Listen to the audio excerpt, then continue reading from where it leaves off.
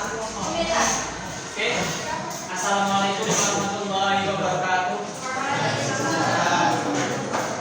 Saya di sini akan mengajarkan tentang perkembangan Islam di Nusantara. Jadinya sebelumnya itu Indonesia, negara kita itu sebelumnya agamanya itu yaitu Buddha dan Hindu. Sebelum masuk negara Islam ini, foto saya pas di saat saya menjadi adipati dan menjadi raja. Ini foto saya.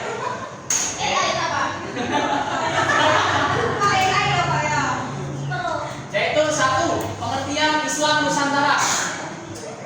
Boleh dibacakan Mas Sahul, monggo dibacakan. Berdiri atau duduk? Iya, duduk aja.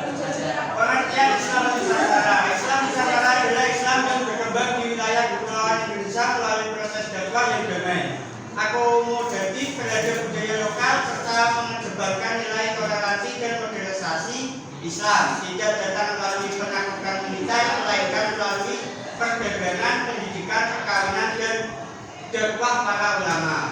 Ini sudah ada di penelitian Irwansyah Suwahyu. Islam itu lahir dari proses dakwah yang damai, yang pertama. Yang kedua, akulturasi budaya serta kemampuan Islam yang beradaptasi dengan kondisi sosial masyarakat lokal. Ciri-cirinya yaitu Nusantara. Pertama, mengutamakan dakwah secara damai. Dahulukan Buddha dan Hindu itu orangnya ramah-ramah dan baik-baik. Anda tahu sendiri kan, orang Jawa kan dulunya ramah-ramah baik-baik seperti itu. Yang kedua, menghargai budaya dan tradisi lokal. Itu juga salah satu ciri Islam di Nusantara. Yang ketiga, menjunjung tinggi toleransi. Menjunjung tinggi toleransi yaitu menghargai status apapun, budaya Hindu, Buddha, Islam itu menghargai satu sama lain. Yang keempat yaitu mengedepankan persatuan dan kerukunan, yaitu saling menjalin tali silaturahmi. Kita juga sudah memahami bahwasanya sesama saudara itu harus saling tolong menolong, rukun. Contoh Islam di Nusantara yaitu tradisinya apa saja. Kalau mas-mas dan mbak-mbaknya tahu, salah satu contohnya yaitu apa? Siapa yang bisa menjawab? Tradisi Jawa. Ya, tradisinya salah satunya. Nyadran, apa lagi? Oke, siapa lagi?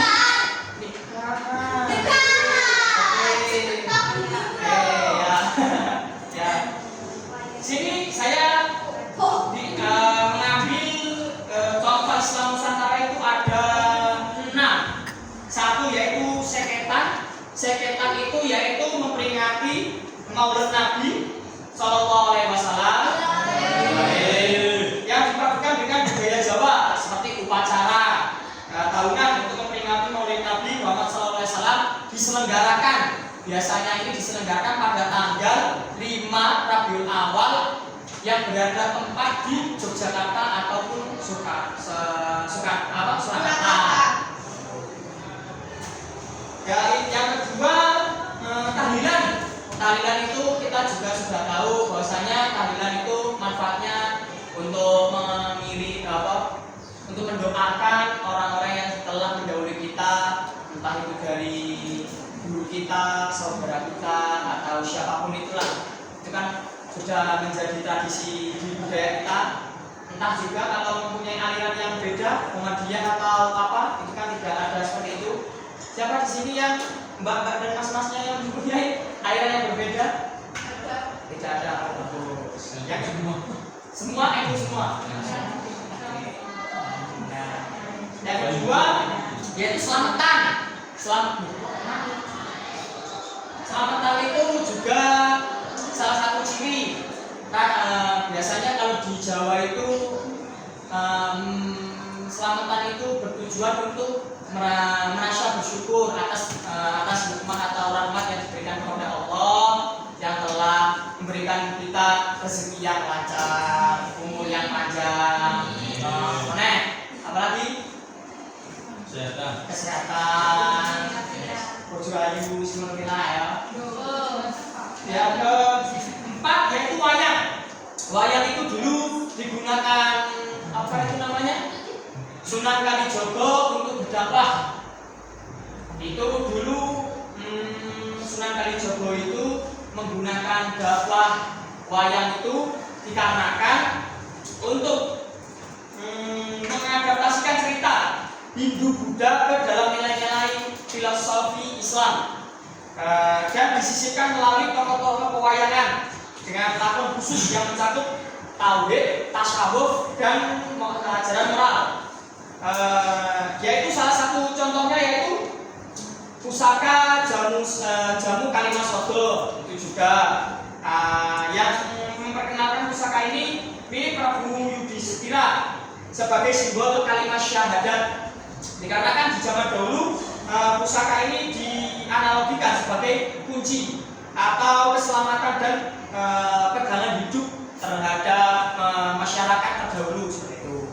Yang kedua, lakon runci yaitu mengisahkan perjalanan spiritual Bima atau Werkudara mencari air suci Tirta Birwasari yang melambangkan proses pencarian jati diri atau ketaatan seorang murid kepada guru dan juga mengartikan juga ketaatan hamba kepada Tuhannya seperti itu. Yang ketiga yaitu setiap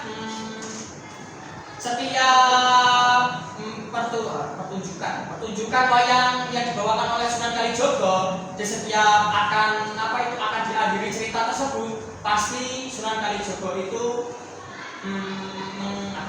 mengajak para penonton atau para masyarakat untuk mengikuti atau membacakan dua kalimat syahadat tersebut, yaitu asyhadu alla ilaha illallah wa asyhadu anna muhammadar rasulullah. Yang kedua poin, ini yaitu proses masuknya Islam ke Nusantara. Tolong dibacakan Mbak Mia. Satu, perdagangan. Tolong dibacakan. Perdagangan muslim memperkenalkan Islam kepada masyarakat setempat. Sifat jujur dan amanah. Para pedagang menarik minat masyarakat untuk memeluk Islam. Nah, itu dulu para pedagang itu dulu kan dulu sebelum adanya Islam itu banyak kaum-kaum yang bertahan di Nusantara, yaitu salah satunya kaum Persia, Arab atau India. Itu para berbondong-bondong berdagang di daerah Nusantara, karena Nusantara itu dulunya banyak melimpah atau banyak sekali rempah-rempah yang ada di pulau tersebut. Ya, di setiap ada pembeli itu pedagang orang Arab atau orang Persia itu menggunakan sifat yang jujur, amanah, adil dan bertanggung jawab. Nah, disitulah para kaum Buddha dan Hindu itu tertarik dengan ajaran Islam, dikarenakan yaitu tadi penyampaiannya amanah, lemah lembut, kan seperti itulah dulu para masyarakat di Nusantara tersebut. Yang kedua, perkawinan. Mau dibacakan Mas Dimas. Perkawinan perdagangan muslim mengikat dengan Islam sehingga Islam semakin sudah diterima. Nah, itu perkawinan itu salah satunya juga untuk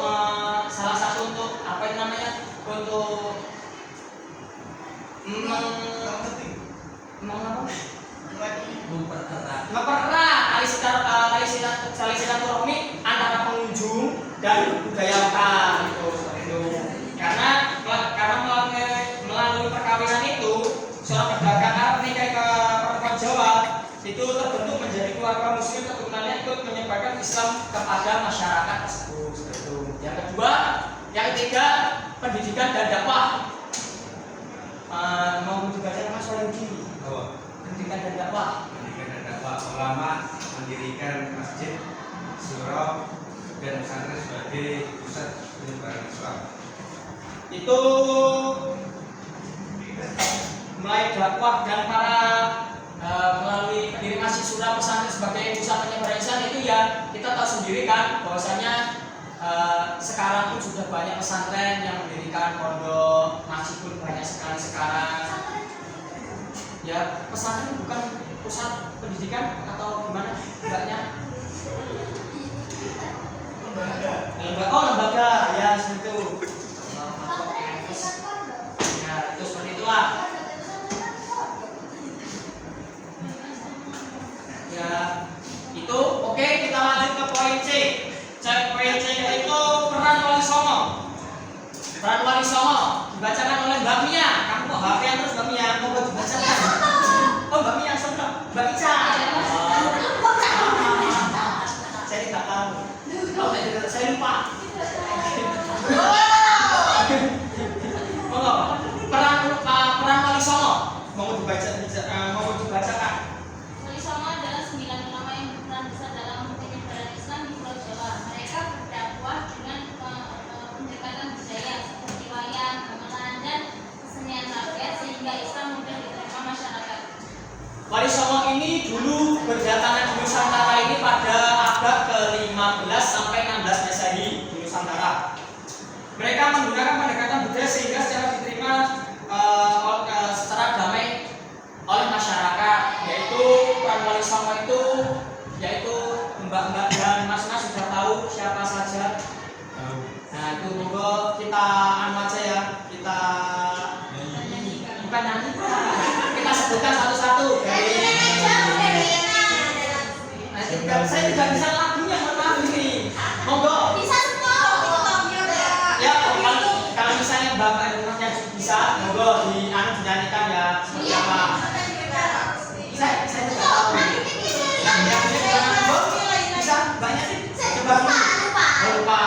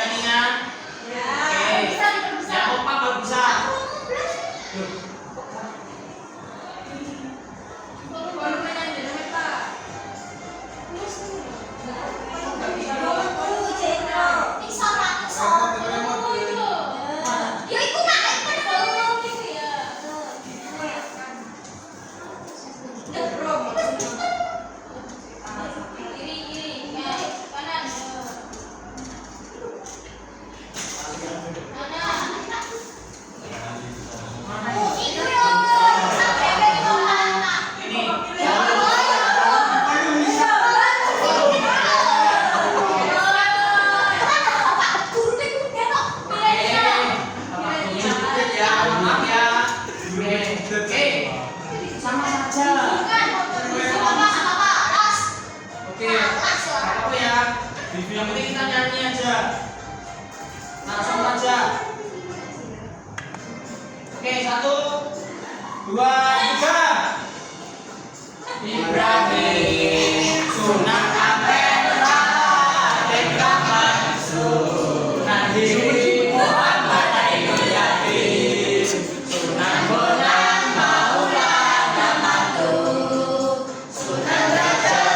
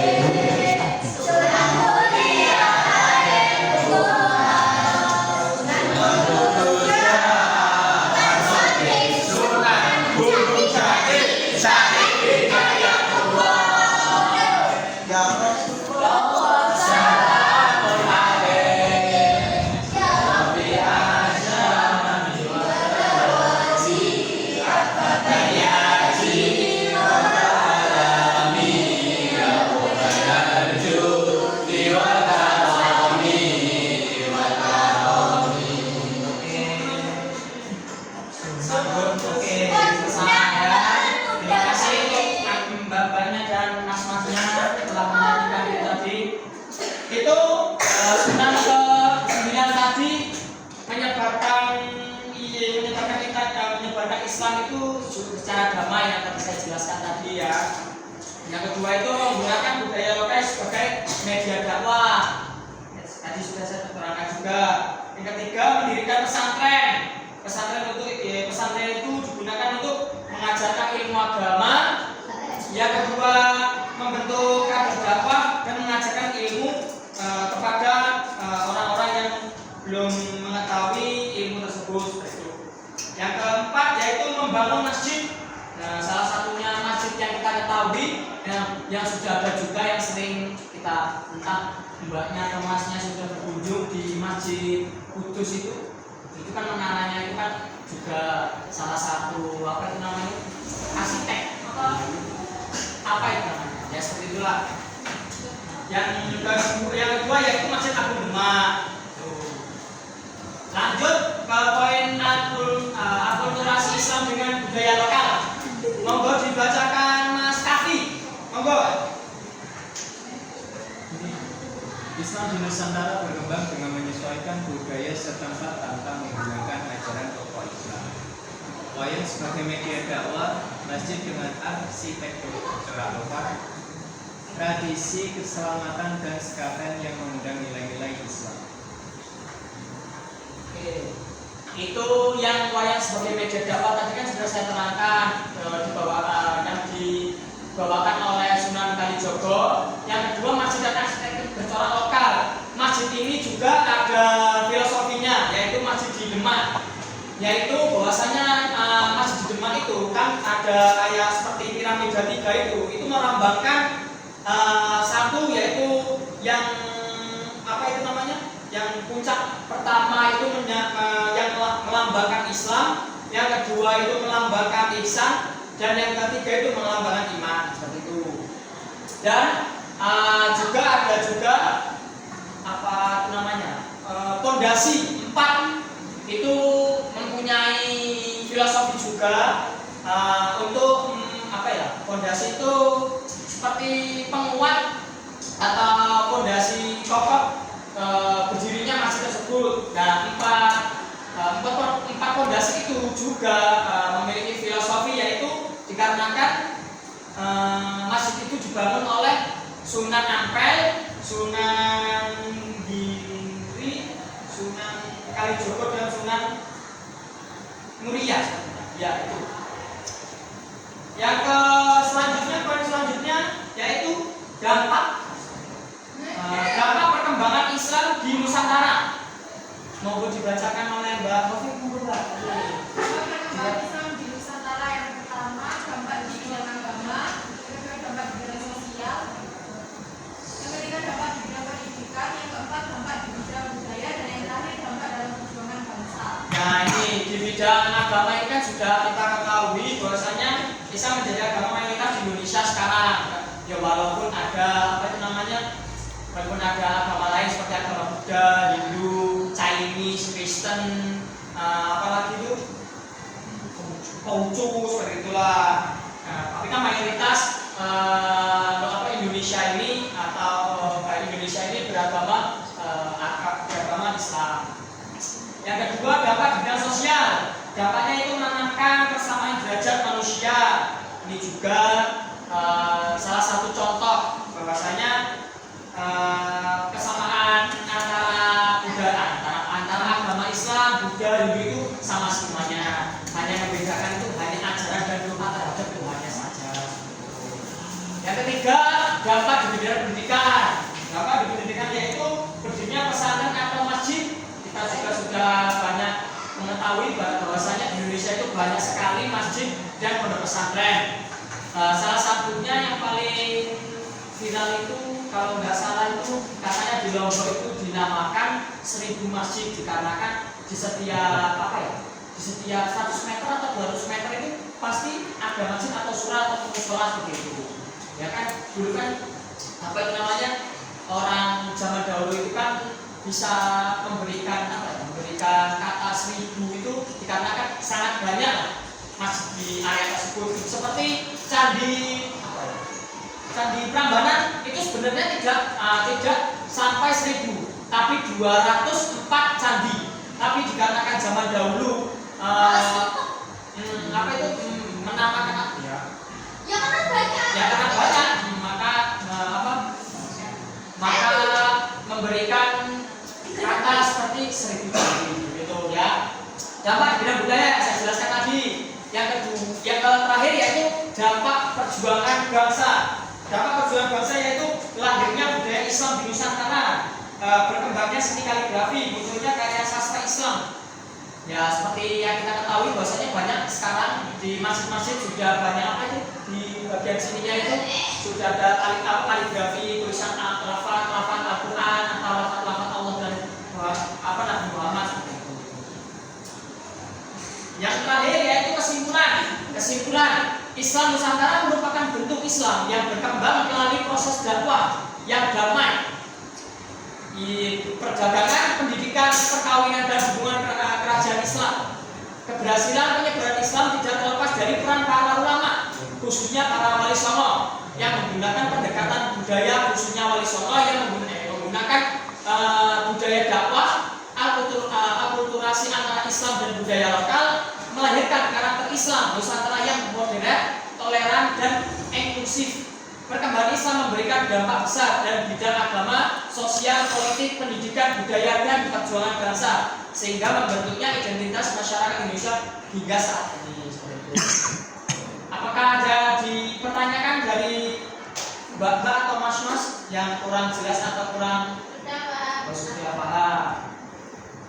Cukup sekian dari keterangan dari saya. Bila ada tutur kata atau ucapan yang tidak berkenan hati di hati Mbak atau Masnya, saya mohon maaf ya.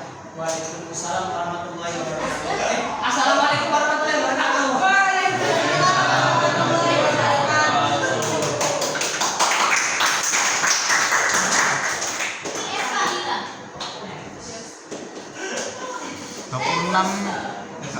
apa ya? Gus 26.